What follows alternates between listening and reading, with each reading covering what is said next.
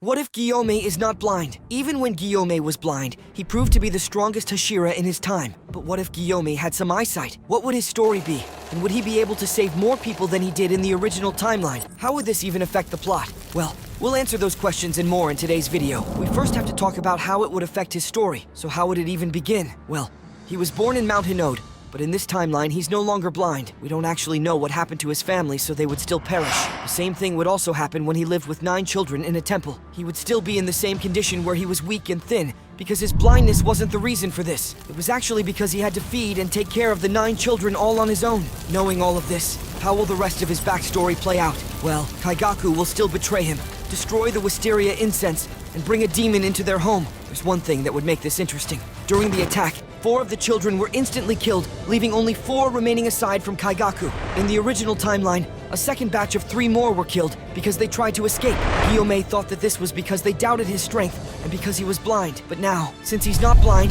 there's a bigger chance that the children will stay still and obey his orders. This means that if Gyomei wins, they'll be able to survive. Now that the remaining children are behind him, Gyomei does everything he can to protect them. Eventually, he'll be able to hold the demon off until sunrise using his monstrous strength. There will also be another big change that might diverge Gyomei's path. So what is it? Well, in the original series, the only surviving child labeled him a monster, which was why he was blamed for the children's deaths. But this time, they'll be thanking him, and he won't be imprisoned. The reason why he met Kagaya was because Kagaya intervened before he was about to be executed. Now, there's no chance he'll meet Kagaya. This means his path as a demon slayer is uncertain. Personally, what I would think would happen is that Gyomei would continue to live with the remaining children. That is until a demon slayer visits them to investigate the demon attack that took the lives of 4 children. The demon slayer won't be someone important, but he notices Gyomei's abnormal strength and tries to convince him to become a demon slayer. Gyomei would be doubtful at first, but in the end, he's convinced after the Demon Slayer proposed that the children will be taken care of by the Demon Slayer Corps and they will ensure their safety. Through this, Gyomei trains, and in just 2 months he becomes a Hashira. But since there was a significant delay from the temple incident to him becoming a Hashira, he won't be able to kill the demon that murdered Shinobu and Kanai's parents, and it was able to kill them too, as Gyomei wasn't there to protect them. How would this affect the present? Well, Kanai won't be able to fight Doma, Shinobu won't be a Hashira, and Kanao will stay as an orphan and probably lose her life on the streets. Gyomei was also the one that introduced Shinobu and Kanae to 2 different cultivators. Not that it'll matter anymore since they're gone. This would have a severe impact on the future of the Demon Slayers and might even affect their conditions of winning. So now, we'll have to go back to the main timeline. The first big difference would come during the Mount Nadagumo arc. In that arc, Tanjiro and the rest went up against the Spider Demon family. Everything would stay the same except the part where Zenitsu was fighting against the brother Spider Demon. He was able to defeat it, but he was poisoned by the small spiders with human heads. Lucky for him, as he defeated the demon, the insect Hashira, Shinobu, arrived. She was able to cure him from the poison as he was about to lose his life. Now that Shinobu didn't survive, Zenitsu will inevitably die at the hands of the brother Spider Demon. It seems like Gyomei having his eyesight snowballed into a series of events that the Demon Slayers wouldn't like. So stick with us until the end because things will get even crazier. Now, we'll have to go to the Mugen train arc. During this battle, originally in the main timeline, Zenitsu fought along with Rengoku, Inosuke, Nezuko, and Tanjiro. But where is he now? Well, he's gone, and this means there's a bigger burden placed on the shoulder of the Hashira. In the main story,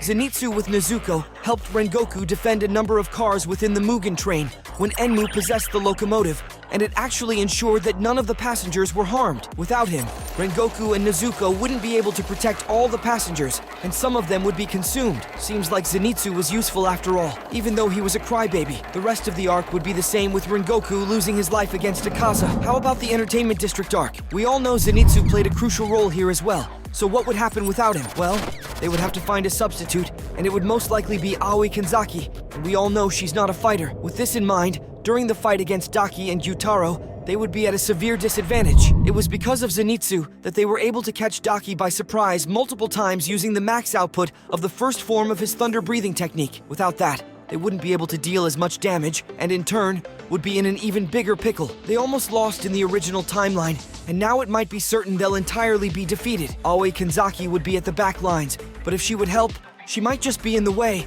or will be quickly dispatched by one of the upper moons. Tanjiro and Tengen would be able to put up a fight against Gyutaro, just like before, but Inosuke would be all alone, and there's no one to back him up. The battle would be fierce, and there would be a constant back and forth, but in the end, it would all come down to a battle of attrition, and the upper moons have the advantage because of their regeneration and unlimited stamina. At the end of the battle, the Demon Slayers will lose, resulting in the deaths of Tanjiro, Nezuko, Tengen with his wives, Aoi, and Inosuke. We all knew Obanai arrived, but he was too late, and he'll just witness the carnage that took place. After the Entertainment District arc, the Demon Slayers are at a loss, and they're already down by a total of 3 Hashiras, including Shinobu not being a Hashira to begin with. They've also lost the MC, along with 3 other important characters. But will things be better in the Swordsmith Village arc? Well, the ones present here would be Muichiro, the Mist Hashira, Mitsuri, the Love Hashira, and Genya. There will be a lot of changes that'll happen, so stick around, because you might just miss some. Starting off, Tanjiro won't ever discover the sword inside the Yorichi Type 0 doll.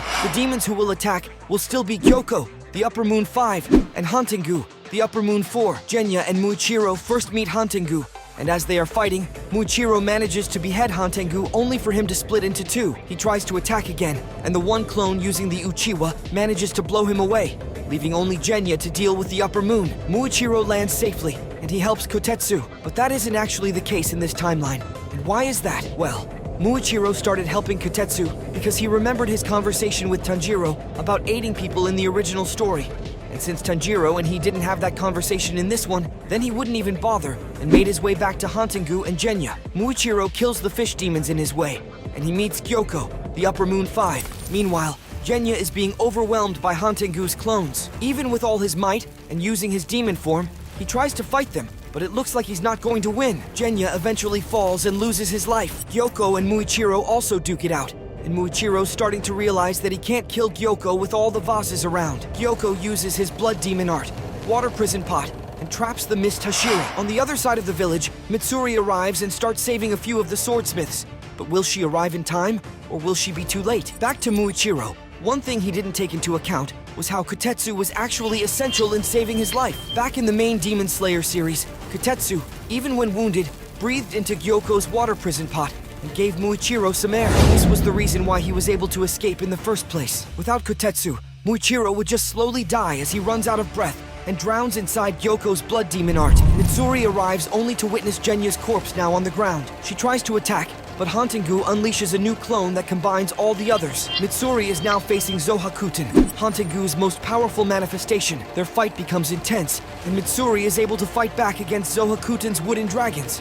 But only for a while. Much like the battle at the Entertainment District, this has now become a battle of attrition, and Mitsuri is at a complete disadvantage. In the end, Mitsuri loses her life as well, further reducing the numbers of the Demon Slayer Corps' Hashiras. Now you might be wondering, where were their Demon Slayer marks? Well, in the main series, Muichiro unlocked his Demon Slayer mark only after he escaped Gyoko's water prison pot. You might even counter by saying that he can even unlock it while he was trapped. Well, there's one condition he couldn't fulfill no matter what, and that's when, in order for a person to unlock the Demon Slayer mark, they have to be in contact with an individual who already has it. Since the only person who has the mark is Tanjiro, and he already died in the Entertainment District, then Mitsuri and Muichiro aren't able to attain the mark no matter what. The only other person who has the Demon Slayer mark is Kokushibo, and he isn't here. The Demon Slayer Corps lose another 2 Hashiras, and things aren't looking good for them at all. This is when we arrive at the Infinity Castle arc. During this time, as a last-ditch effort, when Muzan meets Kagaya, Kagaya blows up the entire Ubayashiki mansion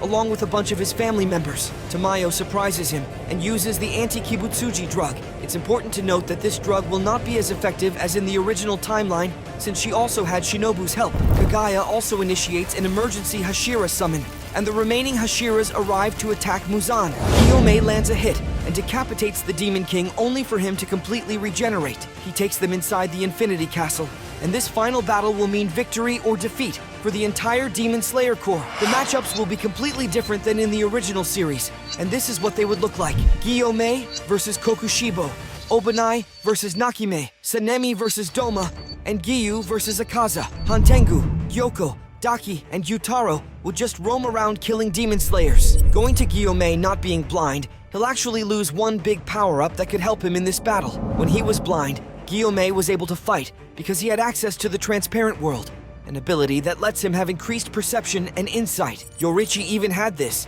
and he used this to point out all of Muzan's weaknesses. Without this, Gyomei's senses would not be as sharp. So how would the battles play out? Well, we actually don't need to give too much thought about how they will fight. We already know no Hashira can take an Upper Moon in a one-on-one, except for Gyomei, but he's fighting Kokushibo, the Upper Moon won. The entire final battle would result in the Upper Moons overpowering the Hashiras, massacring the remaining Demon Slayers, and finally eliminating the thorn that has been bothering Muzan. It's a one-sided battle that will wipe out the only organization that was able to fight the Demon King and his demons. Funny enough, after this, Muzan would still keep on searching for the Blue Spider Lily because he never knew that demons could be immune to sunlight since Nezuko didn't reach the Swordsmith Village arc. So that's it for our video on. If you like this video, make sure to like, subscribe, and click the notification bell for more videos like this one.